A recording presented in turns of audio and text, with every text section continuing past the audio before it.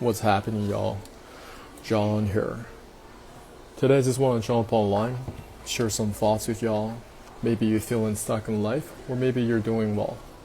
Wherever you are on your journey, these lessons could be very valuable.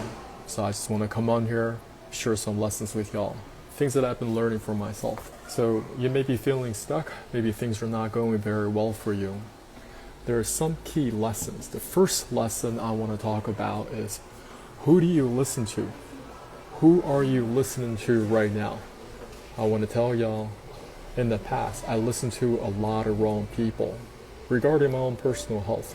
Let's just take health as an example. I thought that if I went to the gym and people going to come up to me, they'll be like, hey, I can become your personal trainer. I can help you get into better shape. So I put my trust in this person because they had the certifications. They probably went to school for this. I was in San Diego, downtown, Horn Plaza. There was a 24-hour fitness. And down there were these trainers there. I don't know what it's like right now, but back then, years ago, they had trainers. They were not even in shape. They were not in shape. And they would do the caliper test on me. They'll be like, well, you're looking at about 20% body fat. Well, these guys, they weren't even in shape themselves. They might be 25-30% body fat, but they had that swagger about them because they had their certificate as a personal trainer. When you're trying to get into better shape for yourself, you have to be very selective about who you're listening to. You gotta listen to people who have been where you are and where you want to be. Your body changes a lot from your 20s, your 30s, and your 40s. You're not going to have the same type of challenges as somebody who is in their 20s. Somebody's in their 30s and 40s. If they're a lady, they already have a couple of kids, they have a lot of hormonal different changes. You're not going to go to a 21-year-old kid and expect this person to be like, oh, I know how to fix you. I know how to get yourself in better shape. It doesn't work like that because this person hasn't been where you are and doesn't know how to take where you want to be. You need to find somebody who has been where you are and where you want to be. So who do you listen to is critically important. Now, a couple of months ago, I was also there at the hospital and I was there with somebody else. But while I was there, I noticed a lot of those doctors in the ER, they were not in shape. They weren't looking very healthy at all. Now, they're going to tell you to run a whole bunch of blood tests, right? They're going to say, okay, go do your blood test, going to do your ECG, going to do your x-ray, and whatever else. They're going to come back and tell you, well, we're looking at these reports. These values are within range. These values are out of range, within range, out of range, and this next set of procedures. Have you ever asked your doctor to get up on that scale to measure their height so they can give you their BMI, their body mass index? Many of these doctors, I just don't think they can help you because they don't know even how to fix themselves. Maybe a little bit older, maybe they're in their 30s and 40s, possibly 50s. They got a whole bunch of chronic diseases stacked up against them as well. Doctors, they live very unhealthy lifestyles. So when you're picking people, who can really help me?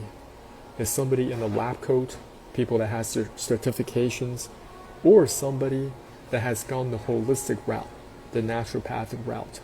Maybe they don't have all the paperwork, but they're very living vibrantly. They're living vibrantly every single day. And you may have to mix and match what they teach you. Now, nothing I share is professional medical advice, diagnosis, treatment. You're going to have to find the winning combination for yourself. Because health is very, very tricky. I can't say that, oh, this is what I did for myself. It's definitely going to work for you. It doesn't work like that. So that's the very first lesson. Who do you listen to? Listen to people who have been where you are and where you want to be. The next lesson I want to talk about is the Teachability Index. The Teachability Index. What is the Teachability Index? How teachable are you? Many people, they think they're very teachable. They're very coachable. Well, how do you quantify something like that? When it comes to your Teachability Index, there are two components. The first component is, number one, what is your willingness to learn? And the second part is, what is your willingness to accept change? Number one, coming back to number one, What is your willingness to learn? And give yourself a score from 0 to 10. Now, maybe a lot of you, you don't have a lot going on, and right now, all you do is go to work, come back home, and you're turning on Netflix, watching your favorite TV shows. Maybe you go drinking with your friends. Maybe you play golf. Maybe you go play frisbee golf, whatever. And that's your favorite activity. Are you willing to set aside that time and be like, hey, I'm no longer doing this. I'm going to set aside that time and do something else that's going to up my skills, whether that is for income strategies, for your health, for your relationships. Pick one. You have to find something that you're going after, and you have to put in that consistent effort. So you're learning something. Now, after you learn something, the second part is, what is your willingness to accept change? What is your willingness to accept change? That means after you've gone through the audio courses, maybe you take some courses online, you go through some events, now it's rubber against the road. You're going to say, hey, I'm actually going to implement this on a regular basis. Many people, they bought a lot of exercise programs in the past. Maybe they watch these infomercials, they bought P90X, they bought Taibo, and there are countless video exercises, QTV, but they never do anything with them. They watch Tony Horton on their DVD set. They watch Tony exercise, but they never do the exercises themselves. So you can give yourself a score. Number one, you want to give yourself a score. What is your willingness to learn? Are you learning something that can help improve your life? Give yourself a score from 0 to 10. The other part is, what is your willingness to accept change? Also give yourself a score from 0 to 10. Some people, they are conference warriors. They will attend every conference. If you go to their library, they have thousands of books. But their life still isn't changing. They're still overweight. They haven't really increased their income. And their relationships are stagnant. They're not really developing any new relationships. That's because they don't have that willingness to accept change. So you might be 10 out of 10 with your willingness to learn, but you're 0 out of 10 when it comes to your willingness to accept change. That tells me, hey, 10 times 0 is still 0. You have a teachability index of 0. You're not teachable, you're not coachable. And that's how you can quantify if your life is not moving the direction that you want. You have to always come back to these basic lessons. Number one, who are you listening to right now? Have they been where you are and where you want to be? And the second part is, what is your teachability index? And now you can quantify it with real numbers. The next lesson I want to talk about is Monaco quicksand. What is Monaco quicksand? So this is a term I just thought about in my mind. And I just recently found out about this, I think a few months ago. When you think about Monaco, that small little country south of France, you can find it online or you can find in different movies. You'll see when you go to Monaco, they have the most beautiful casinos, and they are luring a lot of customers to go to Monaco to gamble. When you watch Casino Royale, when you watch 007, they always highlight these beautiful casinos. The problem is, did you know that if you are a citizen of Monaco, you can't even enter the casino floor? So they're very, very smart. They're always thinking about protecting their own citizens. They want to bring the customers into their casinos at all times in Monaco.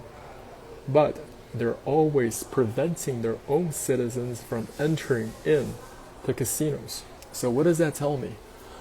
When you're looking at this lesson, you have to extrapolate out all these other quicksand situations. They want you to drag you into this quicksand and give you just a little bit of air so you can breathe, but you're never going to get out of it.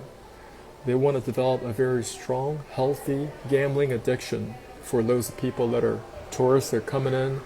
You can go there, you can take your photos, you can have exotic cuisines, you can go by the beach, you can have very, very luxurious amenities, butler service, room service, whatever.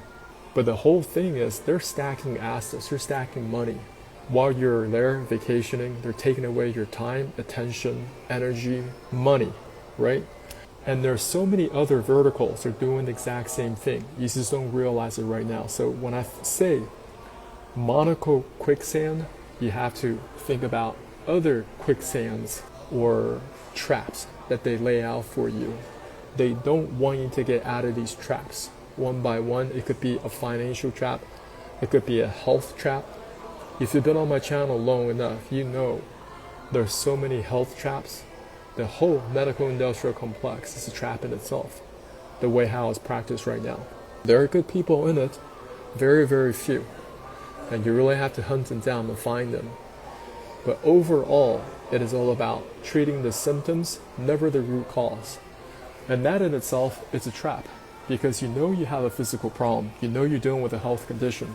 But the more you go to these doctors, you go to the clinics, they prescribe one drug, one medication, and you end up with another side effect. And what do you have to do? You may have to enter into go to another doctor, and they said, well, to counter the side effect, we have another drug for this.